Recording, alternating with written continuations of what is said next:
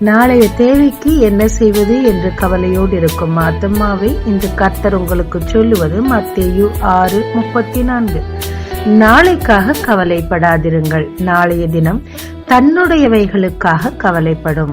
எகிப்திலிருந்து தப்பித்தால் போதும் என்று சொல்லி மோசே பின்னாடி வந்துவிட்டனர் இஸ்ரவேல் ஜனங்கள். ஆனால் அவர்கள் என்ன சாப்பிடுவார்கள் என்று மோசே கவலைப்படவில்லை, கர்த்தர் கவலைப்பட்டார். தினம் தினம் மன்னா கொடுத்தார், தேவைப்பட்ட நேரமெல்லாம் தண்ணீரும் கொடுத்தார். ஆமாங்க, நாளைக்கு என்ன சாப்பிடுறது, கடன்காரனை எப்படி சமாளிக்கிறதுன்னு கவலையோடு இருக்கிறீங்களா? உங்களை ரட்சித்தவர் அதை பார்த்துக் கொள்ளுவார். காக்கை குருவியின் தேவை சந்திக்கிறாரே, நீங்க விசேஷமானவர்கள் இல்லையா? கவலையை விடுங்க, அவர் மட்டும் சார்ந்திருங்க. நாளை உங்கள் தேவைகளை அவர் பார்த்துக் கொள்ளுவார். ஜெபிக்கலாமாங்க.